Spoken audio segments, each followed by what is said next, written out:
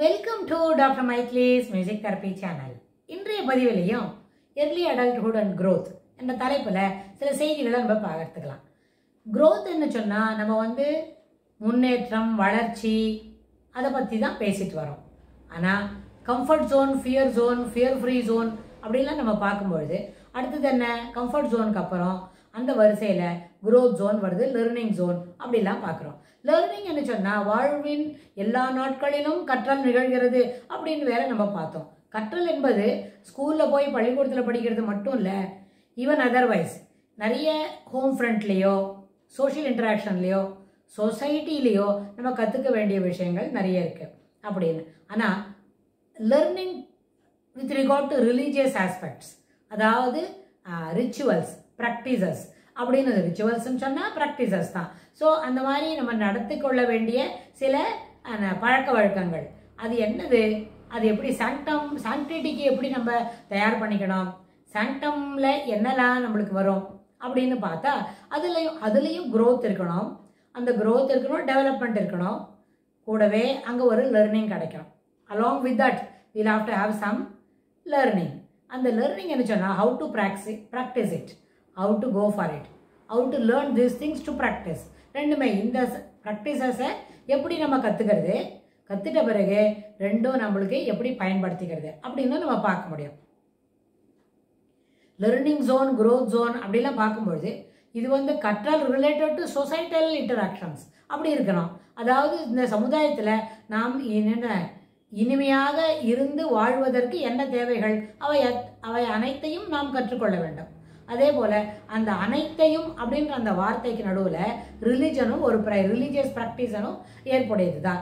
ஏன்னா எந்த ப்ராக்டிஸாக இருந்தாலும், அதாவது நீதி அப்படின்னு நம்ம மனசில் வாங்கணும், தர்மம் அப்படின்ற வார்த்தையை மனதில் வாங்கணும். அப்படின்னு சொன்னால் அந்த நீதி, தர்மம் அப்படின்ற அந்த வார்த்தைக்கெல்லாம் அது எப்படி, அது it is not a commodity, it is not a product to be purchase from ஆன்லைன்லேயோ, ஷாப்பிங் மால்லையோ, 5 ஸ்டார் ஷாப்பிங் சென்டர்லையோ, ஒரு டிபார்ட்மெண்டல் ஸ்டோர்லையோ வாங்குகிற சாமான் இல்லாது. It has to be practised. அதுதான் வாய்மை எனப்படுவது யாதெனின் யாதென்றும் தீமை இல்லாத சொல்றார். பொய்யாமை ஒழுகின் அப்படின்னு சொல்கிறார். அப்போது பொய்யாமை என்பது ஒரு ஒழுகல்னு சொன்னால் கடைப்பிடித்தல், அது ஒரு கடைப்பிடிக்க வேண்டிய ஒரு விஷயம். B a truthful to the self அப்படின்னு சொன்னால், ட்ரூத்ஃபுல் டு த செல்ஃப் என்ன, எல்லாவற்றையும் உண்மையாக செய்ய வேண்டும், கடைபிடிக்க வேண்டும் என்கின்ற காரணத்துக்காகவே கடைபிடிக்க வேண்டும். அதில் எந்த விதமான என்ன இருக்கும், ஒரு ரிசீவிங் எண்டு, கிவிங் எண்டு ரெண்டுமே கிடையாது. We should practise it. It is an action to be practised, it is a practice to be practised, to learn further அப்படின்னு தொடர்ந்து அந்த பழக்கத்தை நம்ம மேற்கொள்ள வேண்டும், பழக்கத்தை கைக்கொள்ள வேண்டும். அதுவும் என்ன பண்ணலாம், இந்த ரிலீஜியஸ் ஆஸ்பெக்ட்ஸில் ப்ராக்டிசஸ் டு பி ப்ராக்டிஸ்டு அப்படின்னு நம்ம சொல்லும் பொழுது அது ஏர்லி சைல்ட்ஹுட், லேட் சைல்ட்ஹுட் அப்படின்ற நேரத்துலேருந்து, அந்த வயது காலத்துலேருந்து நம்ம அதை சொல்லிக் கொடுக்க முடியும். ஏன்னா சாமி கும்பிடுறது, ஒரு ஆலயத்திற்கு சென்று, நம் தாயுடன் ஆலயத்துக்கு சென்று அங்கே என்ன பண்ணோம், வழிபாடு செய்வது என்பது ஒரு சொசைட்டல் லேர்னிங், சோஷியல் ஆஸ்பெக்ட்ஸில் வரக்கூடிய சோஷியல் லேர்னிங். ஏன்னு கேட்டால் அந்த எதுக்கு நம்ம அங்கே கும்பிட்டா என்ன கிடைக்கும், சுவாமி என்ன கேட்கணும், அந்த கோவிலுக்கு போய் நின்றா அந்த டெய்டி கிட்ட நம்ம என்னெல்லாம் கேட்கணும், அந்த சாக்டம் சாங்டோரத்துக்குள்ளே நம்ம போகலாமா போகக்கூடாதா, வெளியில் நின்றால் பிரசாதத்தை எப்படி வாங்கணும் அப்படின்றதெல்லாம், அதெல்லாம் ஒரு 4 வயசு குழந்தைக்கு சொல்லி கொடுத்து புரிஞ்சு அதனால தான் அது வாங்கிக்கணும்ல, அதுக்கு தெரியாது. Only thing is following is mother. அம்மா என்ன சொல்கிறாங்க, கை நீட்டு பிரசாதம் கிடைக்கும், கை நீட்டு தீர்த்தம் கொடுப்பாங்க, கை நீட்டு என்ன போனால் விபூதி கொடுப்பாங்க, கை நீட்டு துளசி கொடுப்பாங்க அப்படின்னு நம்ம சொல்லி கொடுப்பாங்க. ஏன் துளசி கொடுக்குறாங்க, இந்த துளசி எதுக்கு வாங்கிக்கணும், ஏன் கையில் தீர்த்தம் கொடுக்குறாங்க அப்படியெல்லாம் கேட்டு அது நல்லபடியாக புரிஞ்சு அதுக்கு மேலே அந்த குழந்தை அதுக்கப்புறம் கை நீட்டுறதுக்குன்னு சொன்னால் அந்த 4 வயசு குழந்தைக்கு 12 வயசு ஆகிடும். So it is not at all possible. So அந்த இடத்துல நம்ம எப்படி கற்றுக்க சொல்லணும் குழந்தைய, ஜஸ்ட் ஃபாலோ தி மதர். அம்மா கீழே இந்த கொடிக்கம்பத்து கீழே விழுந்து நல்லா சேவிக்கிறாங்களா, உடனே அந்த குழந்தையும் அப்படி செய்யணும். குழந்தை எல்லா சுவாமியோட சன்னதியெல்லாம் பிரகாரத்தெல்லாம் அவங்க என்ன பண்ணாங்க, பிரதட்சணம் பண்ணுறாங்க, சுற்றி வராங்களா, அந்த குழந்தை ஷுட் ஆல்சோ ஃபாலோ அம்மா, நோ அதர் வே. ஸோ இது போல் விஷயத்தை அவங்க தொடர்ந்து பண்ணிட்டு வரும்பொழுது, ஸோ கோவிலுக்கு போனால் பிரசாதம் கொடுப்பாங்க, கோவிலுக்கு போனால் சுவாமியை பிரதட்சணம் பண்ணணும், கோவிலுக்கு போனால் பிள்ளையார் கோவிலுக்கு போனால் நிச்சயமாக தோப்பிகரணம் பண்ணணும், தலையில் குட்டிக்கணும் அப்படின்னு எல்லாம் சொல்லி அதாவது அதை செய்து காட்டி learning by imitation, learning by observation அப்படின்னு இந்த சோஷியல் லேர்னிங்கில் சில கான்செப்ட்ஸ் இருக்கு இல்லையா, அதுபோல நம்ம அதை தெரிஞ்சுக்கணும்.